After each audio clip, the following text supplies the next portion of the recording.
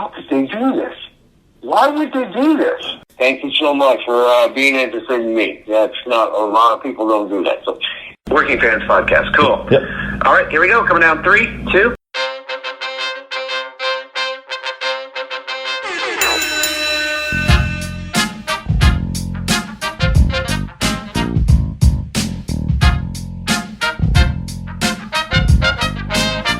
Welcome back for another week of the Working Fans Podcast. This is AJ. I'm the former wrestler. We've got Dave, the ultimate fan, here with us. As we do every week, our producer Joe likes to make us sound good and makes us look way more professional than we actually are. As always, you can find us on Twitter, that's @FansWorking, Facebook, Working Fans Pod. We've got email where you can reach out to us and please contact us to let us know what you think of the podcast and for any ideas that you might have. That's workingfanswrestlingpod@gmail.com.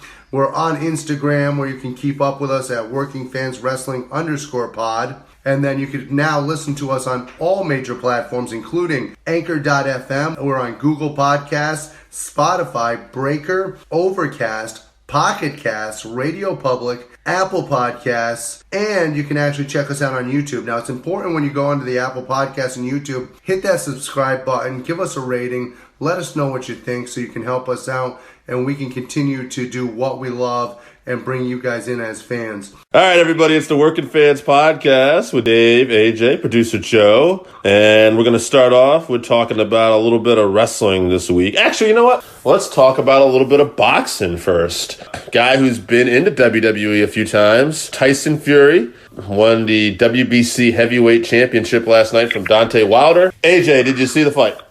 I did. I think it was one of the best performances I've seen from Tyson Fury yet. And the fact that he came out in the shape that everybody thought that he was going to be in at 271 pounds. People are like, oh my God, he's coming in so heavy, he's not going to be ready to go. And I think he shocked the world last night. He definitely did. Now, let me ask you this. Did you notice Triple H and Stephanie McMahon were in the building? I did not. Yeah, they were one of the people showing up at one point. I know you were probably watching this at work, but I caught that. What are the odds we see Tyson Fury making some kind of appearance for WrestleMania? Oh, tremendous. Especially considering, he's fighting here in February, so he's clearly not going to be fighting anytime soon again. That's going to be in the middle of his time off, so there's a great chance that he's going to be there for WrestleMania. Yeah, 100%.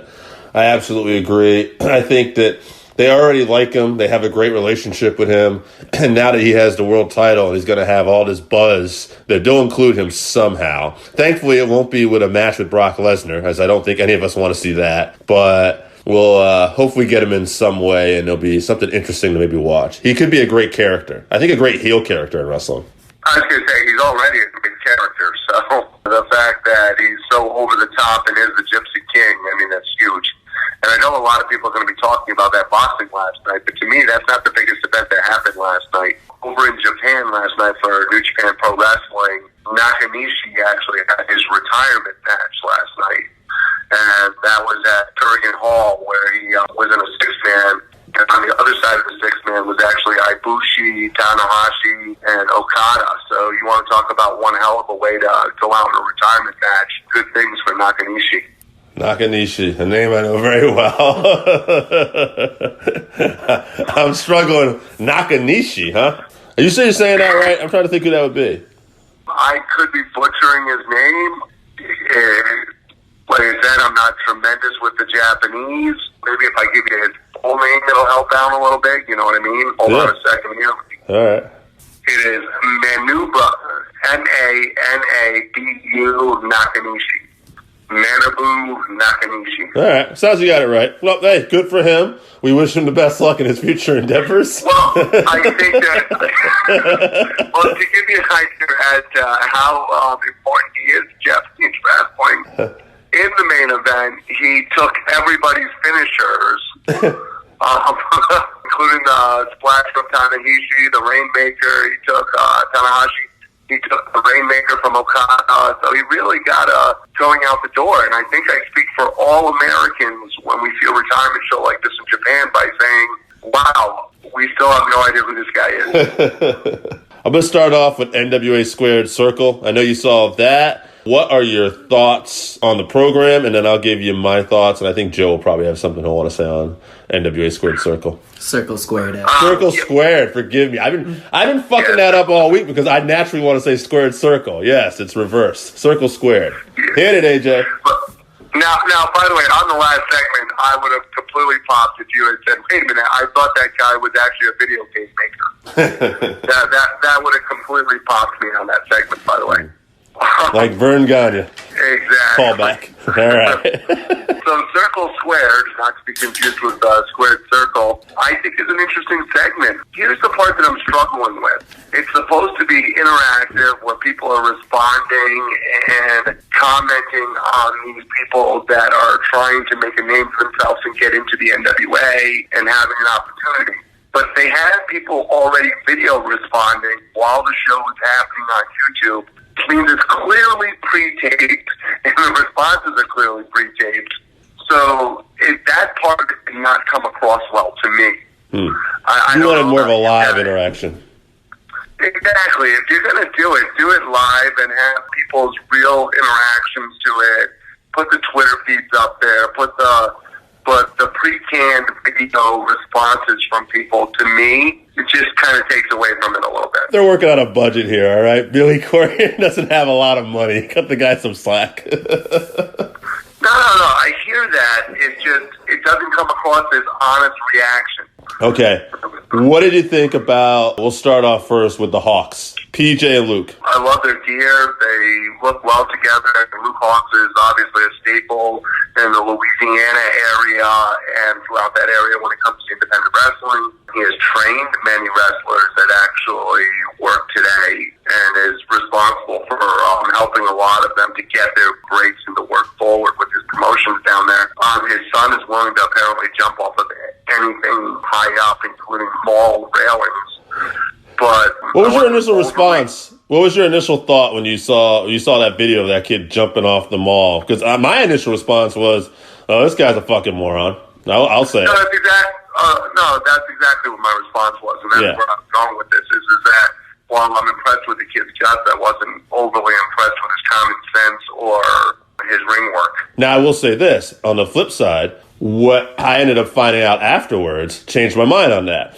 They're both certified trained stuntmen, besides Luke training his son to be a wrestler. His son has got a great amateur wrestling background, and that is a spot that they've talked about before, and they never felt that he was in danger. Obviously, a certain amount of danger, but given the stuff they do sometimes as stuntmen, it felt in their wheelhouse. Also, hold on. I just want to say this too. The kid doesn't want to do it again either. He wants to actually make, he said afterwards, "I hope they don't expect me to do that every time. I'm a wrestler. I want to be on the mat wrestling." So full disclosure, that changed my mind about the kid. Go ahead, though. No, I understand that. I can see where that would actually change your mind about the kid, but here's my problem. All you have to do is do that once to get some other moron who's not trained to be a stuntman to fucking go out and try it. I'm glad you brought that up, because on the Keeping It 100 podcast, they had Luke Hawks on there, and Disco Inferno had a debate with him, and that was his point. His point was that it was good for them. It brought a lot of attention to them, but it wasn't good for wrestling because you're going to have copycats potentially try to do this. It's only a matter of time before somebody's actually going to hurt themselves doing that. But on the flip side, too, I mean, somebody's going to possibly get hurt doing any kind of number of flips. I just watched MLW where he used to be Gorgon Joe. What did he come out to? His cage. Logan Creed, thank you. He does a fucking dive onto the floor, jumps over the ropes. He's like 6'7", 6'8", 300 pounds. How, at some point, somebody's going to do that and fuck up their neck, too. Like, that can happen. But there is a difference between doing it in the text of a wrestling thing and doing it that way. What he did in the mall could lead to some moron just jumping off the balcony onto something. Fair enough. Probably keep those people away from forks and knives, too, I'd imagine. But, all right. Yeah. No, so overall, who is the team you'd like to see get an NWA contract? The other team was best kept secret. What did you think of them, and would you rather go with them? I feel like you were leaning towards them a little bit. I am leaning towards them, although I think out of the four of them, we're better off if all four of them are kept a secret. Okay, that's fair enough.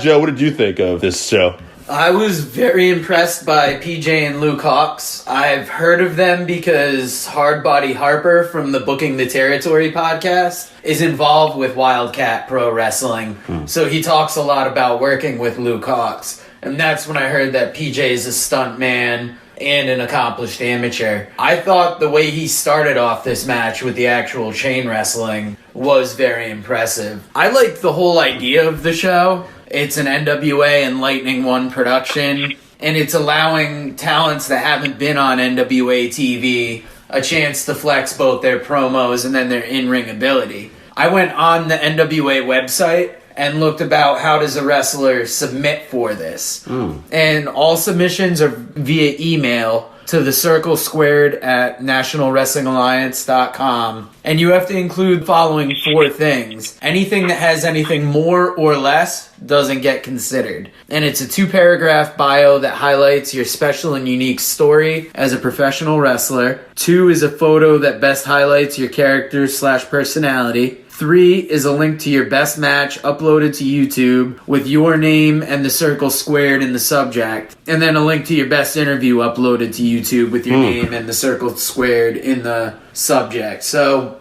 it's interesting the criteria they have. Now, I noticed a few of the people that they had already commenting seem to be almost established either YouTube stars or podcasts. You had Wrestling with Regret with Brian Zane. You had the Blue Meanie in there. Other people, they might be familiar to their podcast fans. I wasn't familiar with them.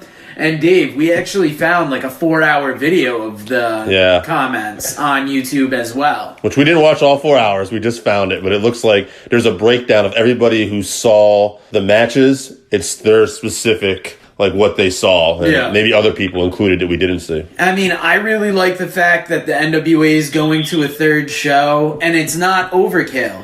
It's a half-hour show. It's promo, match. And then you vote, or you get a chance to vote. And I thought it was an interesting take on things. NWA seems to be getting at that wrestling audience, but doing it in a different way. All right, Joe, first off, great research. Well, like I said, I love the concept. I agree with you. I think the concept of the show, and I think that the way they're going is perfect. I just would like to see real fan thoughts on it. And not, like you said, people who are already established YouTube stars or whatever these specialties are now. I would like to me, if you're going to build these stars, you want to see what real reactions are, not the reactions of people who are just looking to get a payday. And maybe going forward, after they have the voting come in, hopefully they'll be able to work it in. I don't know what the frequency of this show is going to be. That wasn't necessarily made clear to me today or the other day when I watched it. I looked on the website. I assume it's just going to be something else on YouTube, like 10 Pounds of Gold comes out for that. Switching gears here a little bit. I want to talk about AEW as well this week, easy for me to say, and NXT. We talk about both these shows a lot, so I'm going to make a quick MVPs. I want to just do this week. Maybe we'll make an MVP of each show. I didn't think NXT, after coming a strong special takeover, delivered as strong this past Wednesday. Solid, but nothing spectacular. But my MVP of that show continues to be the Broserweights, and particularly Matt Riddle for making the first wellness policy joke I ever heard, talking about how he got a little party, a little crazy. Pete Dunne's a machine, just look at him. But unfortunately, the Dusty Cup failed the wellness test, and he won't be here for the next 30 days. So that popped me big. AEW was a fantastic show this week. I thought it was one of their best shows ever. And that MVP might be a little harder, but for me, it's Cody Rhodes. And it's partly just the performance he put on in that cage match. And look it up if you haven't seen it. His interview when the show ended, phenomenal. Talking about Dusty, gets you in tears. Cody, to me, is still, of all the people in that promotion that's doing well, is the MVP of that promotion for me. You got any MVPs, AJ? And what do you think of both shows? Hit it. First of all, let's go with NXT. NXT, as you said, was an okay show. They dropped the ball. You're coming off of a hot takeover, which we all agree is one of the best takeovers that we've seen. Phenomenal show, if not show of the week last week, no matter where. And to me, this was ho-hum at best of NXT. I saw nothing that made me want to even just pop out of my seat or get up. The Bianca Belair coming in at the middle of the end of a match and absolutely, they dropped the ball. Was this the first match or the first show on a Wednesday after a takeover? Yes. Yes, it was. Because typically the Wednesday after takeover shows have been that dark match period of a takeover. So I don't know if they just don't know how to program a show that close after. Could be a work in process. The one thing that the WWE has always done well is they're very good at doing the show after the big show and getting fired up going in the next direction. That's the one thing that WWE does well. And NXT, unfortunately, which has been an all-around better product than most WWE products, unfortunately, this is the one area where they dropped the ball this week, was they did not do anything to really make you fired up going forward after the last show. And I'm a little disappointed in them, especially considering we all agree that they are the best pure wrestling program on TV right now. Oh, yeah. That being said, AEW, complete opposite. They have got me so fired up and ready for their pay-per-view after watching wrestling this week that I can't even tell you how great their show was. And the MVP for me for that show was actually, I'm going to go with Cody Rhodes. I know that it's easy to say Cody. There's a reason why it's easy to say Cody. The man's freaking insane. Did you see the moonsault? Oh, yeah. That's nuts. I mean, the man's willing to sacrifice his big toe for us. How many people are willing to do that? By the way, too, shout out, I said this after the before the pod with Joe, I thought for being brought in some vignettes that I didn't really care for and playing a basic heavy for MJF, nothing bad, Wardlow really showed his potential in this match. He held his own. He looked good as well. Oh, absolutely. I thought Wardlow, for being brought in, let's face it, we have no idea what Wardlow's capable of or what he was going to be able to do in that match. No. And I'm sure a lot of it is Cody Rhodes also being able to work a great match. But this young man came in and actually held his own, did not look like a complete bum out there, and went into a situation that could have been very easy for people to be able to pick apart and not enjoy. And he did a great job. All right. I'm going to ask Joe something here. Rather than MVP, I'm going to take this a little differently here, since I don't want to go too crazy about this. I want to bring up something that I saw about AEW in the news this week. Tony Khan put together the Tag Team Battle Royal. It was on PW Insider. He actually laid out the majority of the match with a little bit of help from QT Marshall and BJ Whitmer. All right. He was also the guy, apparently, who was creatively behind Sammy Guevara doing the cue cards. He also was responsible this week for telling, which is a common thing, by the way, but he was responsible for saying, let's have the lights out before Darby comes out this week, too. It seems to me that we talked about this in the past a little bit, that Tony Khan has taken more of a creative control, but the guy's obviously a super fan, intelligent, and a lot of stuff he's doing is hitting off really well. What are your thoughts on this?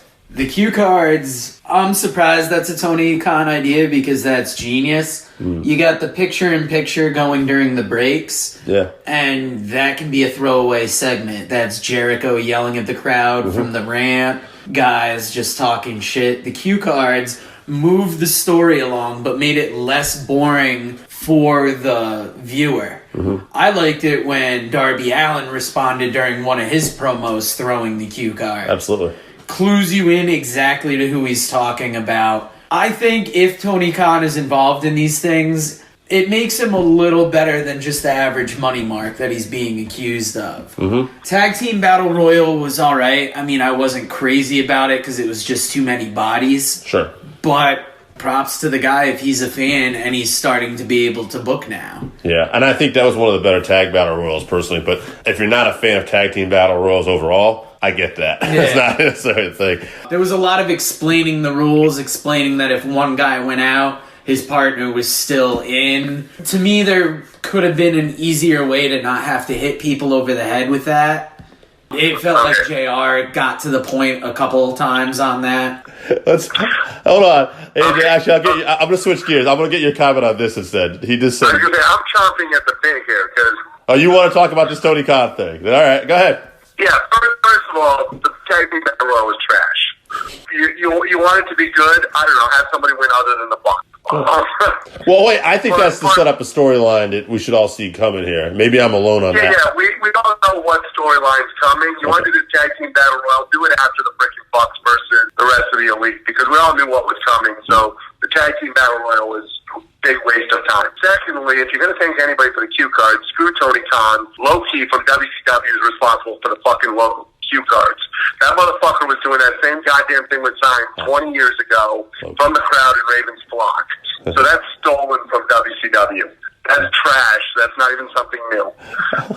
I like the cue cards in the picture-in-picture, though. Good for him. All right. No, I'm not saying I don't. It's not that I don't like it. It's just not something fucking new. Loki did the goddamn thing 20 years ago. Well, I mean, most of this stuff is recycled anyway. I mean, it's hard to come up with like brand new things, but. No, I hear you, but people are acting like it's freaking inventing the wheel. It's not even something new. All right. I'll tell you what. Here's something else I wanted to ask you about. There's a part in the show. Now, Post Wrestler had talked about this, and they kind of agreed with JR. The character Chris Statlander. We all like Chris Statlander on here, but maybe the alien gimmick could have been explained a little bit better in videos and whatnot. Now, there's a point where JR asked, I found it funny personally, but I get why maybe people didn't like it, where JR asked Excalibur, what do we know about this girl, where she's from? And Excalibur starts talking about how her ship crashed from Area 51, and JR's like, all right, that's enough. And Excalibur's like, he laughs it off. He goes, well, you asked, and there's good chemistry there. So what do you think? JR, is he saying what we all already kind of think with that? Or it should not have been brought up? Is JR in the wrong? Or did they just need to explain this girl's character a little better? Hit me. Okay, first of all, JR popped the fuck out of me on that one. Because I was thinking the same thing. We all love Statlander. Let's get that across here. Right. She's a tremendous wrestler, got tremendous upside. She's absolutely amazing when it comes to her power in the ring. She's got a great presence there. I like the goofiness. I just don't need them to come out and actually explain it to me. And to be honest with you, I would rather just keep whatever her explanation is to herself and let us just believe that she's a nutty person who can work. Right.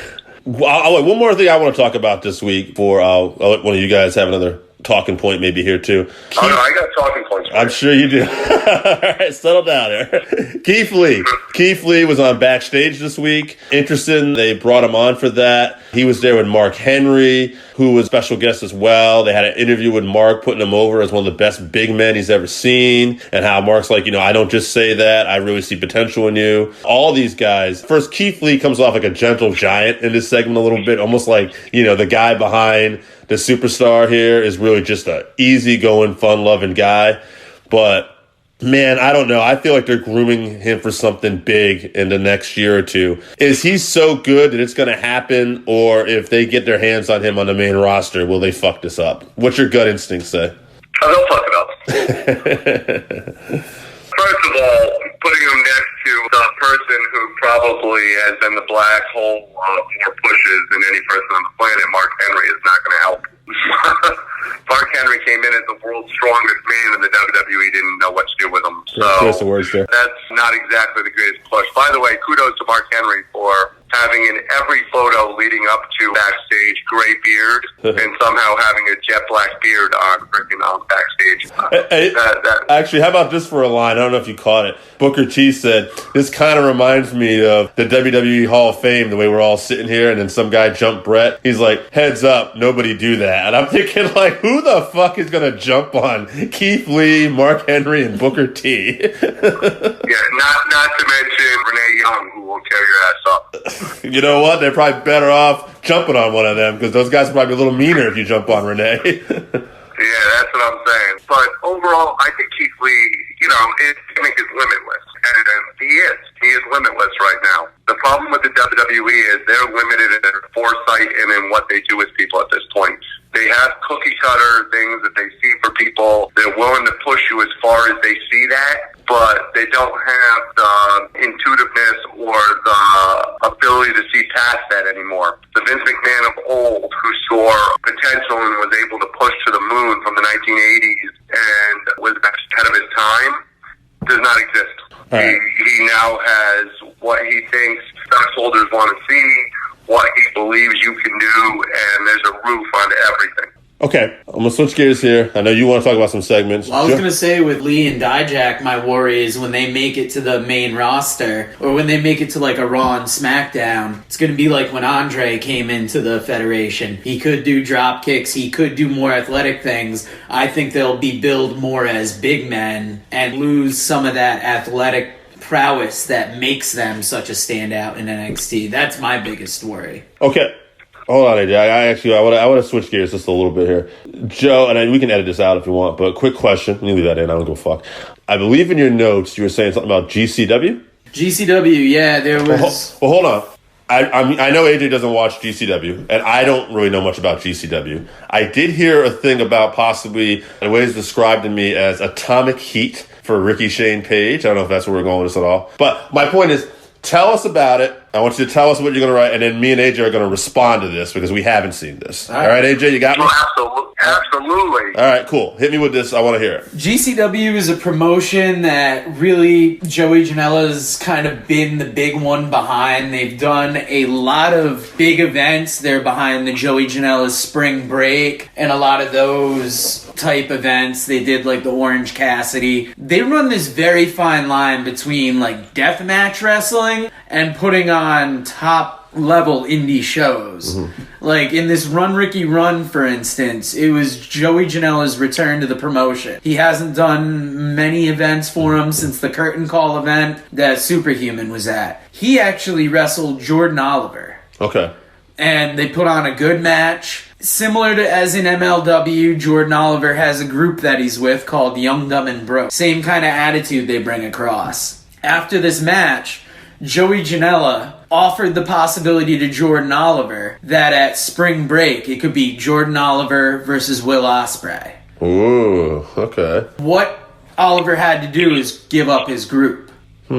It turns out the group jumps Janela, so obviously he doesn't take the opportunity to wrestle Ospreay, which is wild. And then Marco Stunt and Jungle Boy come out to save Janela. And then it gets lined up for Spring Break that it's going to be Jurassic Express versus Young, Dumb, and Broke. Interesting. So, a very interesting way they did it. This event was held at the same place that the second Bloodsport was held at. I believe it's the, I want to say Riverboat Casino in New Jersey. You could tell it by the multicolored ceiling that they've got. Okay. They used to have AWA wrestling shows at that place, so I'm familiar. Oh, okay. Yeah. And it's... I'm really a fan of GCW. Hold on. AWA was done at the Riverboat in Las Vegas, not the one in Atlantic City. They had some in Atlantic City, I believe. We're going to agree to disagree. No. I know what you're talking about. I know they were mainly a Midwest promotion, and I thought they did one in Atlantic City too, though. But I could be wrong. Yeah, I know they taped from the one in Las Vegas all the time. That was they did. Definitely did. They definitely did. Yeah. But all right, go ahead. But yeah, this was, sadly, I didn't make it to the only match I haven't seen is Ricky Shane Page versus Nick Gage. Okay. I was especially interested in this pay-per-view because Ricky Shane Page had stole Nick Gage's title a while ago, and they were kind of building up to this match. That's why I bought it. But I wanted to mention this match in particular because it was nice to see Janela's return. He had a post-match promo talking about his back's been fucked up, so I think that's why he took some time away from GCW. But then, during their intermission, they ran like 2 or 3 promo videos, I'd say, for upcoming Joey Janela matches. Okay, AJ, what's your response? Sounds like good stuff. I mean, it's not stuff that I've overly watched. There are people that are competing on there that I've watched a lot of. I actually believe I'm not big Nick Gage. I think that he actually doesn't get enough credit for what he's able to do. I know everybody knows him from his death matches and stuff of that nature with TCW and a lot of those independent promotions. But he's actually a good worker, fairly good storyteller in the ring. And as far as some of the wrestlers that are out there on the independents, he actually can do a really good job in there. So I've always been a big fan. All right, promotion. Go ahead.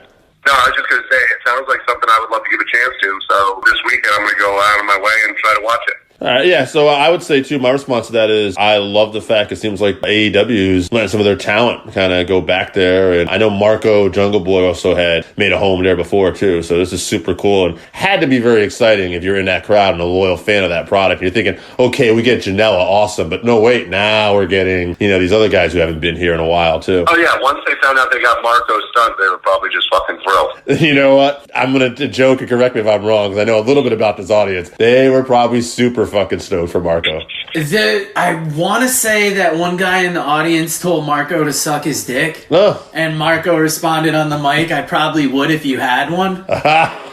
He came out really hot to this crowd, so I think he's had enough about really getting shit on. Mm-hmm. And especially like when Janela cut his promo, Janela's got to be a big Cornette fan because he's aware of the Outlaw Mud Show shit, the cosplay wrestlers, hitting all the big Cornette lines. Now, I think the difference with shows like this is that they actually can respond to the crowd, whereas Marco, when it's with AEW, has to play the little freaking troll that can't really respond and just has to stay in character. So this is a chance for him to actually respond to the crowd and actually play off of it. So. I mean, I kind of like that they do that in AEW because he is of such a different size that sometimes his believability in matches is hard. And it doesn't affect my view of the product, but it is one of those things that when you see him get in the ring, you're like, all right, what's going to happen here? He seems like a comedy spot. before we move on, is there anything else you want to tackle this week? I think that the one thing that I wanted to tackle this week is that the Randy Orton spots with the WWE right now and what's going on with Matt Hardy. I want to say that this is an exit from Matt Hardy. I know his contract's running up, but to me, they did enough the first time. Did they really need to bring him back in the next place and do it again?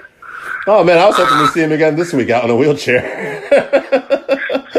Guess I had a different opinion. Just where they're getting crushed. I mean, I've seen a lot of them saying goodbye to people. It's a little different than the way they say goodbye to Moxley. Mm-hmm. Are they going to kill him before he leaves? One WWE note I didn't make message of, too, not to cut you off. I'd be a little remiss if we didn't say this. I'm watching SmackDown the other day. Nothing really catching my eye. They're doing the Otis Mandy Rose angle, and in the back, basically, there's a segment where Tucker's trying to talk to Mandy Rose and how he broke his heart, and she's like, why'd you text him? And, they're kind of playing off the fact that Mandy wasn't probably the one who actually texted Otis. But the fucking thing I noticed was this crowd. It's a backstage segment out here go, Otis, Otis, Otis, and they're going fucking nuts. And I'm like, I think this guy might be money. Like, he's not really my thing, but I think people love this guy. Oh, no, he's over. Yeah. People love Otis. People love, I don't want to call him a bad guy because he's fucking strong as hell, but he's got that round build. He does the freaking worm like Scotty Too Hottie. Is he like Chris Farley if he was a legitimate athlete and strong? I would say so. That, and I think that his timing is good. And the fact that this guy who looks like an absolute troll is even in consideration of being with Mandy Rose has given all of these guys out there that basically look the same but without the athleticism are sitting there going, maybe I can get Mandy Rose. Sitting home. God damn it. All the fucking, you heard AJ, the trolls out in the world. Thinking, oh man, I don't have to jack off to Mandy anymore. I might be able to get a girl like Mandy. Wow. I think that's what the connection is. All right. I know we got some fans who are going to love that on our show. Anyway. Hey, We got some just because we're reaching out to Jesse in New Hampshire doesn't mean that. What? All right. I didn't hear all that. All we heard was Jesse. The rest of it got edited. So, all right. Troll, Jesse. Sorry, Jesse. That's AJ. No, he loves I'm the not fans. saying Jesse. Thanks for your support. I'm not saying Jesse's a troll. I'm saying all of New Hampshire is. Oh, all right. So, apparently. Okay. So, It's a third world country, folks. come on, New Hampshire. New Hampshire, suck a dick. That's AJ. I think we can all agree that New Hampshire's a third world country. I mean, I've had some good times in New Hampshire. God damn it. Maybe some failed marriages, but you know what? We had fun in New Hampshire. That's another story. All right. Is there anything you want to tackle, Joe, before we get... I watched MLW Fusion this week, and there were 3 standout matches that caught my eye. Hit me. I really liked Douglas James versus the debuting Eric Stevens. Yep.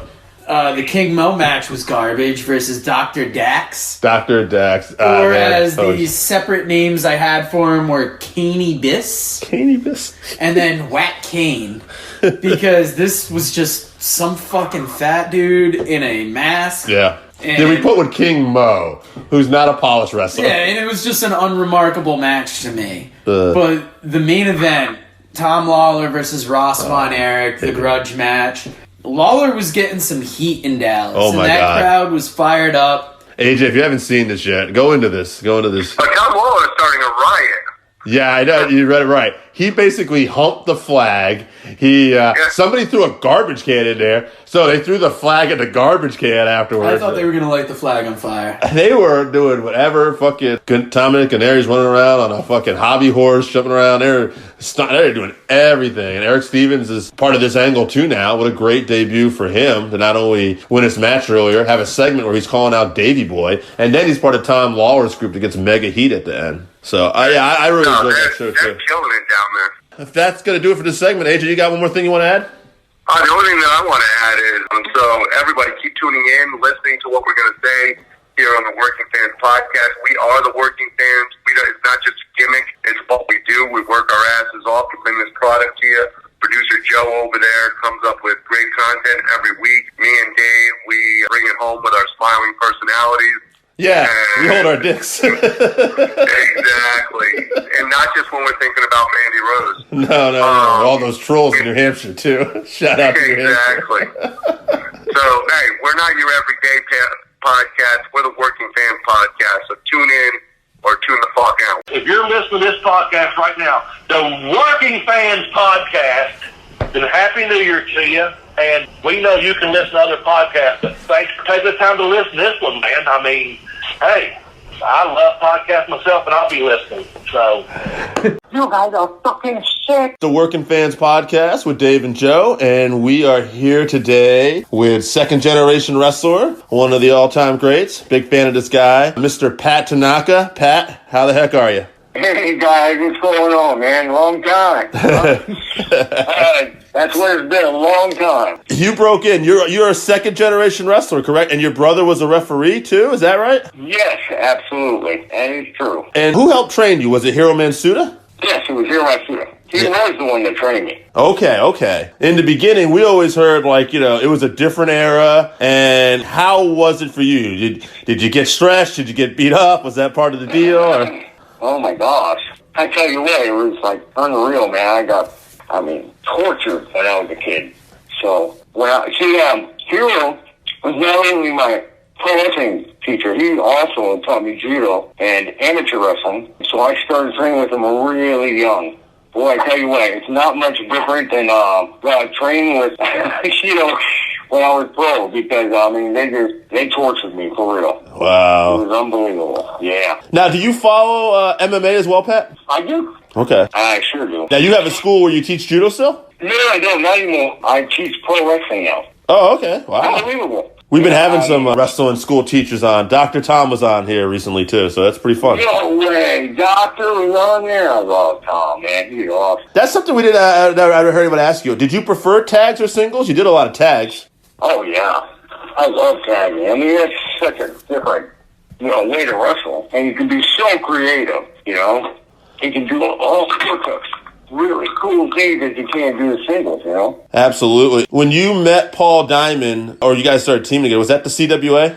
Yeah, it was. But I went into that was when I was working for Jarrett. And I tell you what, man, it was a crazy time when I went in there because Buddy Landell there. There were so many different guys there. It was crazy, man. And the craziest guys were there, Buddy Landell, oh my God, Sounds like it was a hell of a party scene back then.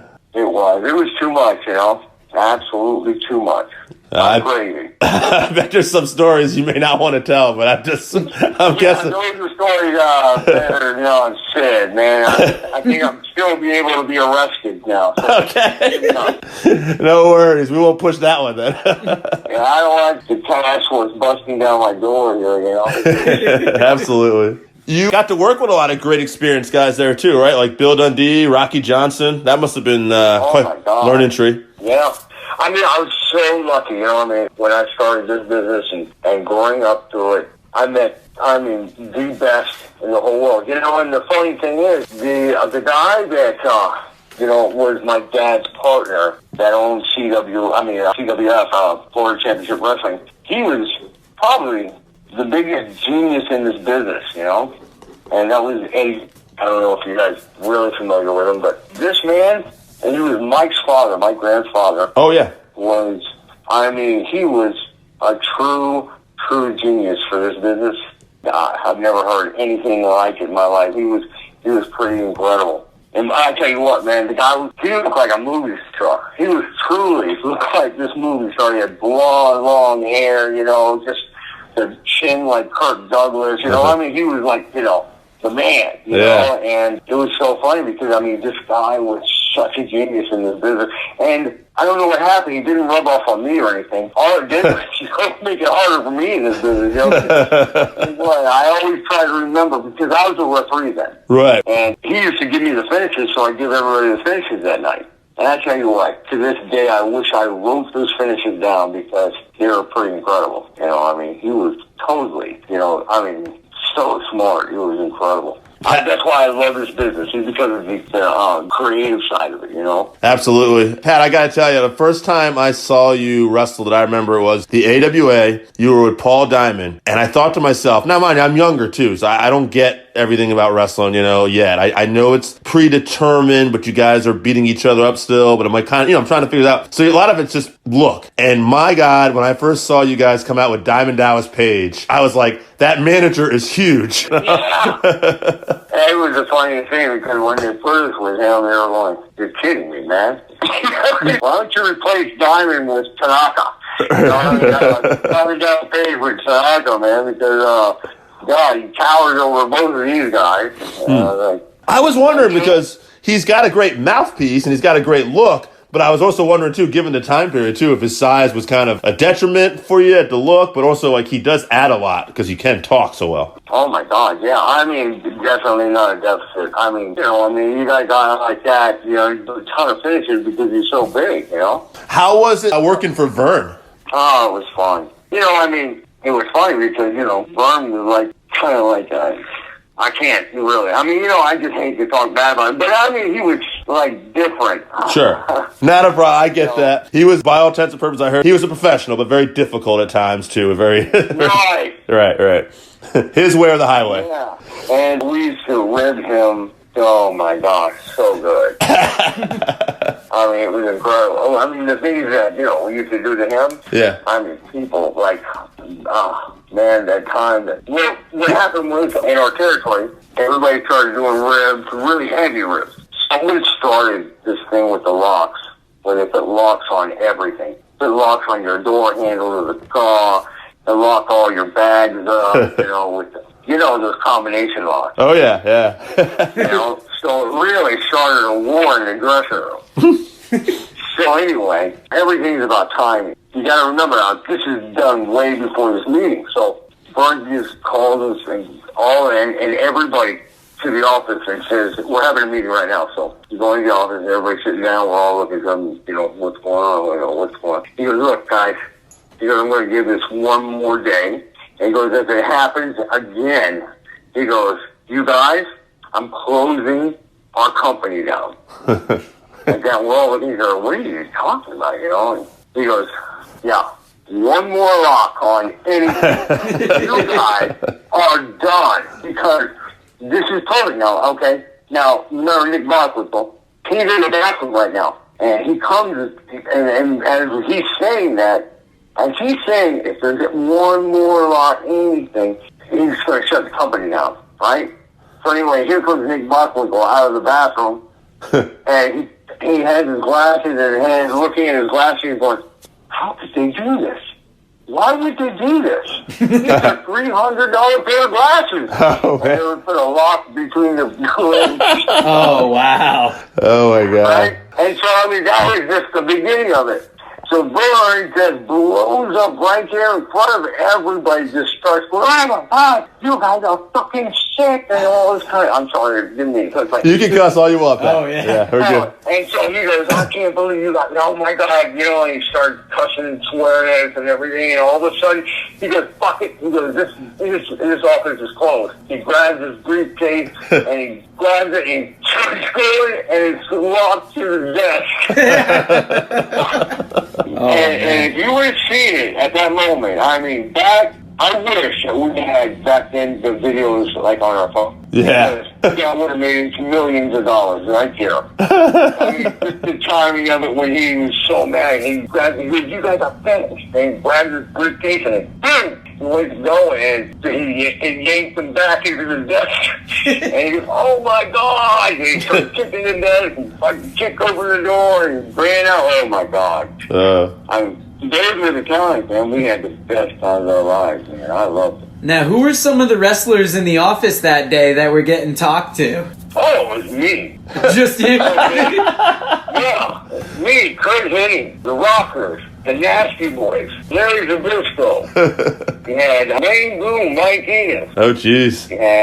Oh, wow, so a lot of ribbers in there. Oh, Tom Zink. God, what a territory it was. They all sold out Houston, and what was the guy's name? Oh my God, there's so many in there. Oh wow, it was a lot of fun though. Tommy Jammer, Richie Rice, John Paul, Near the Top Guns, Wendy Richter, Medusa McKelly, Sherry Martel. Jeez, yeah. Oh, so actually, I gotta ask you, Pat, while we're on the subject of ribs, I gotta ask, what about Mr. Fuji? Did you see any of his ribs? Because we heard he's had some pretty legendary ribs, we heard. Oh my God, now that was an evil genius right there. You gotta be on that show, Evil Geniuses, you know. Oh my God, you know. He was, yeah. But you know what, I mean, he was definitely a ribber, but man, I mean, he was kind of like a little bit packed rib. So oh, we heard that, yeah. Yeah, I mean, honestly, they were a little bit too much for me, and I was like, wow.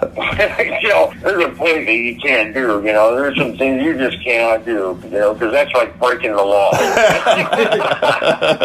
Yeah, that's taking ribs to a different level at that point. Yeah, that's just way beyond, you know, that's going past where you're looking at time in prison. You know? Oh my God, man. Now, when I was a kid, I used to watch I watched you come into WWE with part of the Orient Express with Mr. Fuji. And I was thinking about this the other day because I never thought about it as a kid. But nowadays, probably the gimmick and everything was almost a little too, like, stereotypical. It probably wouldn't even be allowed now, I was thinking. Like, we live in such a PC culture. And I was wondering, did that even cross your mind back then? Or was it like, you know what, like, this is our job, we're having fun? Or, like, you know, did anyone ever think about that stuff? Like, I didn't quite understand what you were saying. I kind of missed it. What was that? So, like, there was a lot of, like, stereotypes back then. You know, like, the Asian wrestlers and everything, like, with throwing the salt. Yeah. Did anybody ever pick up on that? Because, like, that shit would not fly today. Yeah, you mean politically incorrect, right? Right. Politically incorrect. No doubt about it. You know, I mean, yeah, but you gotta remember, this dressing room, you know, was already, you know, I mean... Oh, different time period. Oh, yeah. You know, it was like divided into groups. Really, even though everybody going on we were a family, for real. But, right. You know, it was me, Snuka, Haku, Barbarian, Samu,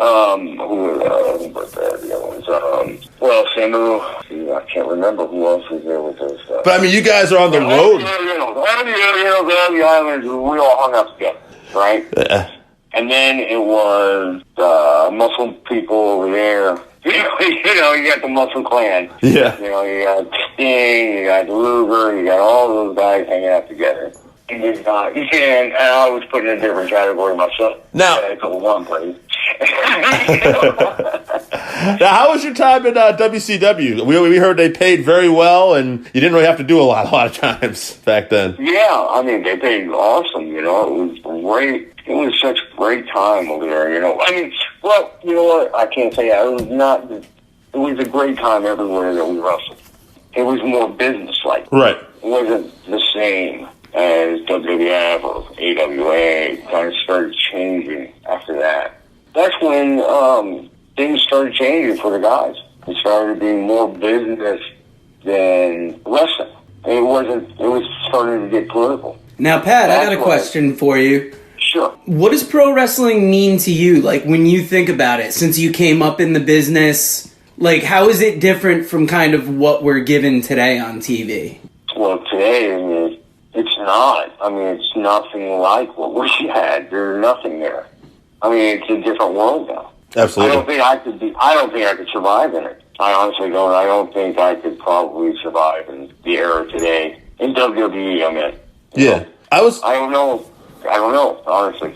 I was talking about this with Dr. Tom, and we were saying how, like, it's also, like you said, it's a different world now. Like, people get all their information instantly, like, on the internet and stuff, too. And the attention span is totally different. So, well, I mean, that's totally different audience as well. right. You know what I'm saying? I mean, because, like you said, I mean, it's got the internet, you got everything else now, and you can see immediately if, you know, the same finish is there, same finish is there, right? Yeah. Well, also, you know, the thing is that, like, how do I say, before, when I was working, I mean, we didn't smarten up anybody.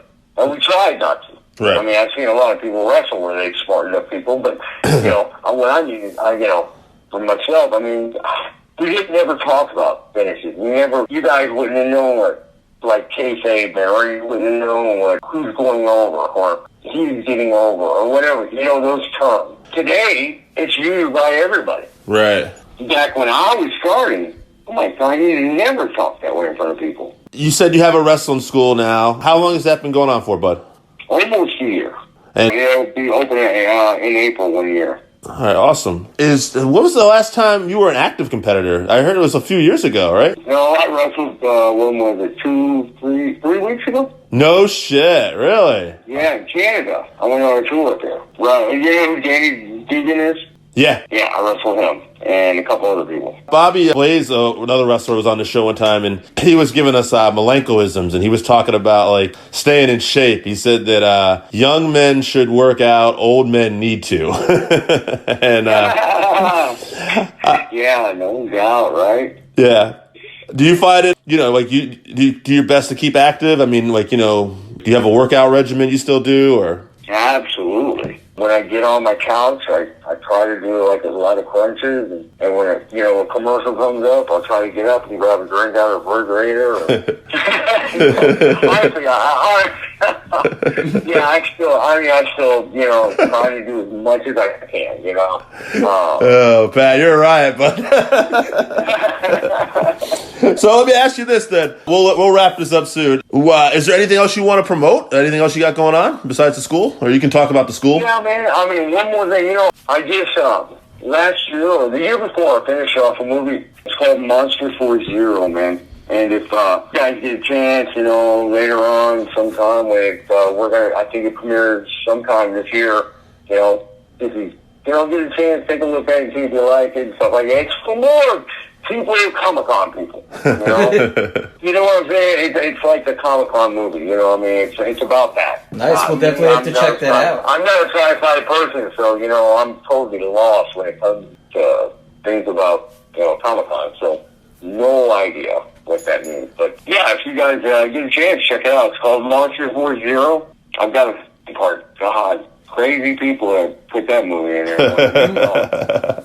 Yeah, man, check it out. And also, trying to think here. I think that's it, man. My school, that's it, you know. And what's the name of your school, Pat? It's called Tanaka Productions. Okay. And is there a way for people to contact you? Yes, absolutely, man. You can either email me at badcompany@gmail.com. Bad is BADDCO, and it's 8561 @gmail.com. Or you can just call me at 719-229-6007, but you know, anytime. That is awesome, man. Good stuff. It is a pleasure talking to you. I loved hearing about the ribs, and you are absolutely a gentleman. Thank you so much for your time, sir. Yeah, thank you, Pat. Have a great one, man. Take care. Welcome to the 531, where we take our top 5 list on a certain subject debate it down to a top 3, further debate it down to a top 1. This week's subject, which was nominated by Zach, Yes. is top 5 botched angles. And this is another one that I'm not going to hate on it, but there are so many botched angles, a variety of places you can go from, that it's going to be interesting to see what everybody comes up with. One thing before we get to this, Matt Jordan had messaged me on Twitter about this. I didn't tell him we were doing it by afternoon, so I haven't heard from him back yet. So, sorry, Matt. We can get you next week, bro. And Matt Jake, Jordan from Hearts Unknown and Jake from Griswold. List Unknown. Yeah. Jake, too. Jake from Griswold. Jake. Oh, you told him about it? I did, yeah. That is Jake St. John, and I didn't realize he was an author. He's got a book on Amazon, so if you support the Working Fans podcast, support Jake. Go on Amazon, search Jake St. John, get the book. I think I paid like $8.50 for it. There you go. So Wait a minute. Jake's got a book on Amazon? You goddamn right he does. yeah, he's actually a poet. What's it about? It's a book of his poetry. You know what? I'm clicking on right now while we're on the podcast. I'm going to buy this. Goddamn right. Yeah, that's what I want to push everybody to do, because we don't have too many sponsors on here. You hear our Anchor sponsorship, obviously, but we want to support people that support us.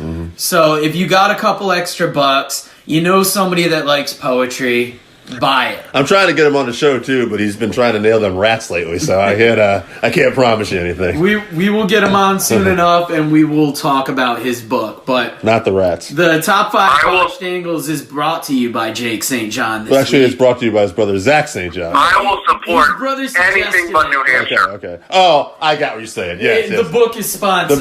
The book is sponsored, yes. I want to say it's Lost City Highway. Might be Lost Highway City. I didn't write it down. I just wrote our list. Sorry, Jake, we don't do our homework. Search Jake St. John, get the book. But now back to the list. Jesse from New Hampshire had the Royal Rumble 05 ending, the Finger Poke of Doom, the Raven Sandman Crucifixion, Oh, the Montreal Screwjob, and Katie Vick. Now the 05 Rumble ending, what is that? Was that Cena and somebody else? Yeah, it was Cena and Batista. They went out at the same time. They weren't. It was supposed to be Cena going out. And this is also the infamous incident where Vince McMahon comes out and tears both quads. Okay, Yeah. I haven't heard of that. And by the way, this is also where Vince, I believe, later said on a conference call, or someone had said that, yeah, Vince got injured doing a stunt. The stunt was walking, by the way. The man was Now, so wait a minute. fucking pissed. He's stomping mad. He tore his quads walking. I'm sure he's a great guy. I like the fact that we're talking about that, but can we talk about one other thing on his list? Wait, that was Jesse DJ. Jesse from New Not Hampshire. actually an angle. What's that? Montreal Screwjob, not actually an angle. Montreal screw. I mean, they turned it into an angle. No, they eventually turned it into an angle, but the actual Montreal Screwjob itself was not actually an angle. No. To be fair, when Jesse asked about this, I kind of looked at it as kind of an interpretation. Like, I was at work, so I just gave him, I think I said characters, storylines, angles, like, so I would have left it a little open for him on that one. I see your point. In fairness to Jesse also, I'm a bit of a dick. Oh, he's going to know when this episode comes out. All right. Next one. Scott from Voluntown had the Invasion. He had the Gobbledygooker. I Did It for The Rock. I love that one. Claire Lynch. Oh, that was a good one. And Katie Vick as well. Now, I Did It for The Rock. Are you familiar with that one? Yeah, that was when, I want to say, Rikishi hit Stone Cold with his car. And he's like, I did it for The Rock. I did it for the people. Claire Lynch, man. Ricky. I forgot about that one. Oh, and Becky, when he tried to kiss Becky? Wait, what? Are you talking about when he tried to kiss Becky Lynch? Who's that? Claire. No, Claire Lynch. That's Oh, yeah, that's a bad one, too. My bad. that's the one from TNA with AJ Styles was they were trying to make. No, I think you said Flair Lynch. No, yeah, Flair Lynch. Yeah, Flair botched that one. He was trying to get in them guts and it didn't work out. Seth showed up. Get out of here. Now we got Randy Osga's list. He also has the Invasion. Sure. He's got the ECW Revival, NWO and WWE, Yep. the Nexus, Mm-hmm. and then he has Rusev Push as his last one. It also might not technically be an angle, but Let's light him up, AJ. They have fucked it up. Go ahead, AJ. Fucking rip into Randy Oscar. He deserves it. Okay, first of all, Randy's not from New Hampshire, so he's all right with me. Secondly, he's been day one and our number one supporter. So for you, Randy, you get a pass. Jimmy Evans. All right. Moving on. Where's Jimmy Evans been? We haven't heard from him. I don't know. He might be hanging out with Pat Tanaka somewhere. Anyway. Guest of the show this week, Pat Tanaka. Pat Tanaka. Fucking legend. I'm going to give you guys my list, then we'll go to Zach's list since he brought us the subject, then we'll do AJ and Dave. All right. So for my Absolutely. list, I had to put the Shockmaster on there. Mm-hmm. My second one was the Beatdown Clan and Impact. If you're not familiar with them, that's when MVP, Samoa Joe, Bobby Lashley, Loki were all in one group, and it didn't make it a couple months. The Blue Blazer returned it over the edge, enough said. Wow. You botched. Oh, shit. Well played, sir. Well played. You got me. The ECW reboot in WWE. And I put the Woken Matt Hardy angle on. When I was thinking of that, I was thinking more of the New Day ripoff video that they did when Hardy was in Impact. But I think that the Woken Matt Hardy angle overall was... Big or miss. storyline was a miss compared to what was done in Impact. Absolutely. So much buzz, and they failed. They failed. And Zach's list is the Daniel Bryan Yes Movement, Ric Flair's The Black Scorpion, Nexus. Yeah. He also had the Shockmaster, and he also had the Invasion angle. Now, I want to talk about the Daniel Bryan Yes Movement, because there's a couple ways to look at that. Was that a failure because they kept fucking that up? Because that obviously wasn't the plan. But Bryan did get over. Now, here's the thing, and Bryan did eventually get the title. So there's a couple ways to look at it. Maybe the botch angle there is technically, God damn it, we tried to fuck over Daniel Bryan, but he got over somehow. I mean, I would say that almost the WWE at any point is making people work from a disadvantage because they almost want you to come up as the character they envision you as. Yeah. They actually called that, I think, in a press conference somewhere I heard recently, the whole yes thing with Bryan and people getting upset at the Rumble. That was a vocal minority who were just really loud. It was such a vocal minority, people were doing it at fucking hockey games and baseball games. So yes, Yeah, I don't know if that's a vocal minority. No. That is something that was something that grew despite how little WWE tried fostering it, I think. Absolutely. And I would say that the fact that he won the title at WrestleMania is like a 1 in a million chance. That doesn't happen too often with the company that I've seen. CM Punk doesn't leave the company, it might not still have happened. Exactly. So, AJ, hit us with your list, buddy. Well, absolutely. Chris Von Erich heart attack angle. Absolutely distasteful and absolutely horrible. That was a good one. That happened. That involved the turn of the three birds, obviously, and had Ric Flair in the angle, and just absolutely shitty ass angle that didn't get over. Another one that I hated was anything with Judy Bagwell. Judy Bagwell. Yeah, any angle with that ends with Judy Bagwell on a pole is an absolutely horrible angle. Buff Smart. It did not get over. Tori Wilson and her father, to keep with the parents theme here, with Dawn Marie and Tori. Yeah, that's a horrible Al angle. Wilson. Oh, snake in the grass, Al Wilson getting that. All right. Another bad angle that just did not get over, and I think it was the timing of the angle, was actually Muhammad Hassan and Davari, the terrorist angle. Good old terrorist angle, yeah. For my number 5th one, I think unfortunately this angle just really didn't go where they thought it would go. The Chris Benoit no-showing the pay-per-view angle. I don't know if that was an angle for a guy who criticized so heavily here. God, I don't feel so bad about the Blue Blazer pick anymore. I mean, they almost swayed us with the tribute one the night after. Almost swayed us, but I still think the angle panned out. All right, I'm going to close the door on this thing. First off, I want to make one special shout out to WCW, who had Harlem Heat in chains with Colonel Rob Parker when they first came in, and Parker looking like a fucking plantation owner, bringing out these two big African-American guys in fucking chains. And Jesse Ventura apparently had said on the commentary of a tape W Saturday Night to Tony Schiavone, am I the only one here who sees something wrong with these two black guys coming out on chains with this guy who looks like a plantation owner? And Tony's like, we're fucked up, man. I don't know what to tell you. That lasted a couple weeks. Anyway. Harlem Heat, we're coming for you. Shout out for that. Okay, invasion angle. I'm almost wondering if we got to disqualify this one because it made so many lists, but it's on there.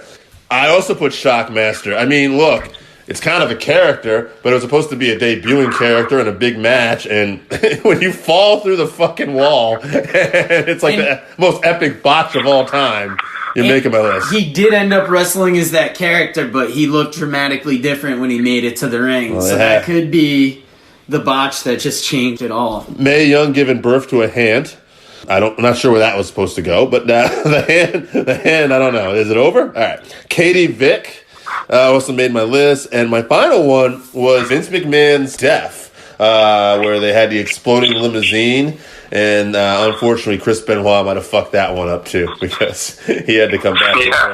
My angle ruined your angle. Yeah, unfortunately. I mean, if it wasn't bad enough, I think the it might have been distasteful is all the real deaths we had throughout the years that we had to add a 10-bell salute for Vince McMahon, who wasn't really fucking dead, and we had wrestlers in there trying not to laugh during this motherfucker. I like the fact that Vince McMahon versus God made no sense. Vince, yeah, we didn't do the God, Shawn Michaels and God versus the McMahons. Yeah. I mean, there's plenty of bad angles to go around. Yeah. Now, I mean, that was a hot tag involved in that. Anyway. From this list, I moved the invasion angle on. I moved Katie Vick on. Sure. What stands out amongst this crowd as something that should make it to the third one? Well, I think for the third one, the Raven Sandman crucifixion. I really like the Fritz heart attack. Of the world-class angles that were botched, mainly you could bring up Lance Von Erich. You could bring up making Mike wrestle after the Toxic Shock. The Fritz heart attack, would that have been maybe the first Heartless angle that was run, and then it was just more of the same as time went on? And I think that's what it was, and the big problem that people had with Fritz and later on with World Class in general was how much they put on the tragic side. It was almost like they started to emphasize the tragedy more than the actual wrestling.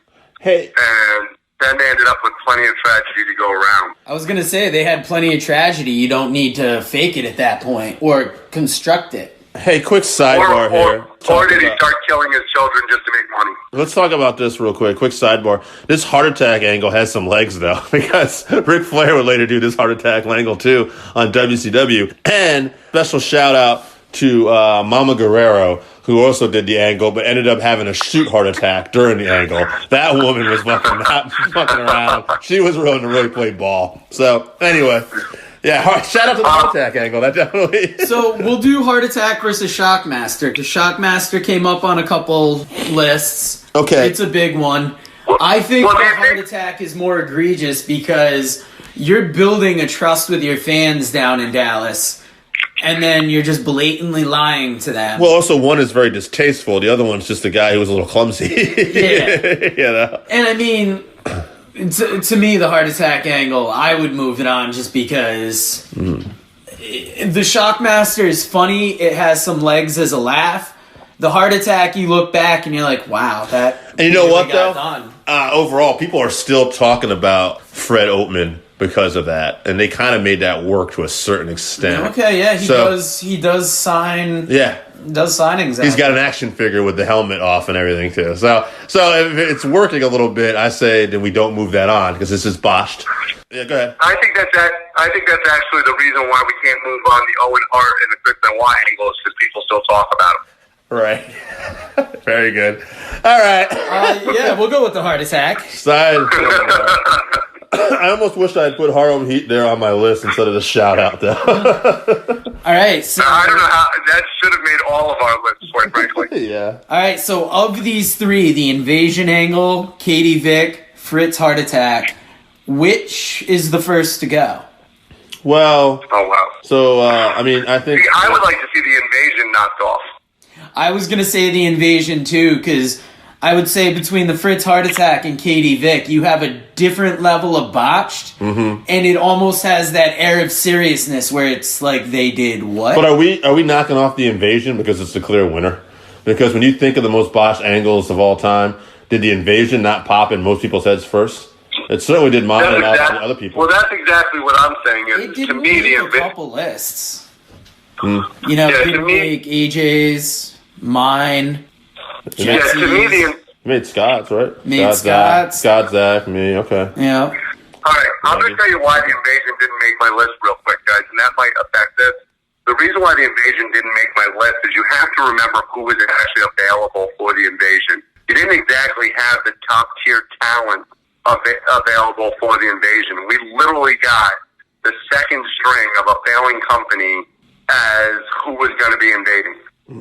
Yeah, for the most You part. had, That almost gives it. you had guys that, other than Booker T, you basically had second-string players invading the WWE. Well, here's my thing with the Fritz angle, too. As hot as Dallas was, It was it's not- just so regional. it's kind of regional, and it's not something that's still, like, talked about to this day for that much. Like, when AJ brought it up, I remembered it, but I wasn't thinking about it, you know? So I was, like, good on him for, like, remembering that and bringing it up, but it's not something, like, you know, like, immediately comes to mind. So, In fairness, it also happened 40 years ago. yeah. You also, I mean, I don't know, is it talked about in the Gary Hart book at all? I haven't made it that deep in there. Okay, I'm sure it would be. We can bounce the heart attack angle out just because of how long ago it was and the more regional scope of its issue. Let's take a different slant on this as we move to the finals, though. Invasion angle, Katie Vick. What good came out of the Invasion angle? I mean, Hurricane Helms got over. You know, Booker T ended up being a star. What good came out of Katie Vick? Oh, the hand. Oh, no, Katie Vick, sorry, that's separate. Katie Vick is a dead body. Nothing good came out of that. Yeah. Yeah, I mean, the invasion angle, I look at it as a big botched angle, even though it wasn't on my list, because you had these guys, you had a failing company that they wanted to make this big deal about bringing these guys in, but they didn't have the structure to bring in the names, so they brought in a bunch of bodies where a small amount of them that weren't previously big got over. I mean, that being said, yeah, Katie Vick, I think, is the obvious winner. But guys, I do want to mention something real quick because we kind of glazed over it. I know it only made my list, but the Muhammad Hassan angle where he was a terrorist with Davari, I mean, you're talking about we actually ruined the kid's career here. Mm-hmm. This young Italian kid who's not even Arab, who actually could work inside the ring, because of this angle, literally lost his career. It's part of it. I mean, from all reports, this guy wasn't exactly the easiest to get along with backstage. So maybe if he had been like a model employee, they might have found something. And also part of this was also timing. Yeah, I was going to say the timing. The angle they chose to run and then real world events that coincided with it. Right. It was just one of those storms where it happens. Mm-hmm. What are you going to do differently with him? People are familiar with him as Muhammad Hassan. Can you repackage him? He But that's also lost where in the I'm- shuffle. But that's kind of where I'm going with this, is that to me, the Katie Vick angle, which is definitely worse than, in my opinion, Invasion, to me, the Muhammad Hassan is actually worse than the Invasion. But that's just me. Yeah. Well, duly noted. I just wanted to sidebar that. All right. Sorry. That's all right. I think we wrapped this up. I mean, part of the 5-3-1 is always the honorable mentions because certain things are going to move on, but then there's going to be highlights amongst the pack that just might not have enough votes. Like Ric Flair is the Black Scorpion. Sure. Interesting one. I was thinking JYD when he came back as, who was it? The guy with the mask Yeah. in Mid-South. Nice. Junkyard Dog. Yeah, that's Junkyard Dog. end of Stagger the Lee. day, He that's- came back as Stagger Lee. Oh, I didn't know. Okay. All right. He had But the at the end of mask, it was one of those get out of town things that kind of failed. I mean, or any of the Midnight Riders. Yeah. But at the end of the day, that's what the 531's all about. It's about getting us fans together, getting us talking about angles and remembering things, and getting these debates going. So, guys, if you're out there and you've got something you want to debate, or maybe you feel passionate about what we talked about today, get on Twitter, get online, tell us what you think, come up with a topic, we'll debate your topic, and we'll tell you why you're wrong. And thank you for wrapping us up, AJ. The winner this week is Katie Vick. You guys know where to find us. Tell us what you think. Have a good week. Later. All right, so that wraps us up for this week. Thank you again for listening to the Working Fans Podcast. So as always, you can find us on Twitter at FansWorking. Our Facebook page is Working Fans Wrestling Pod. We have email where you can reach out to us and let us know what you think also. That's workingfanswrestlingpod@gmail.com. Follow us on Instagram, workingfanswrestling_pod. And then as always, please continue to listen to us on Anchor.fm, Google Podcasts, Spotify, Breaker, Overcast, Pocket Cast, Radio Public, all your major platforms. If you're following us on Apple Podcasts, which we are also on now, and YouTube, please make sure you subscribe and give us a 5-star rating. It helps us bring you these podcasts where we get to talk to you and talk with you every week.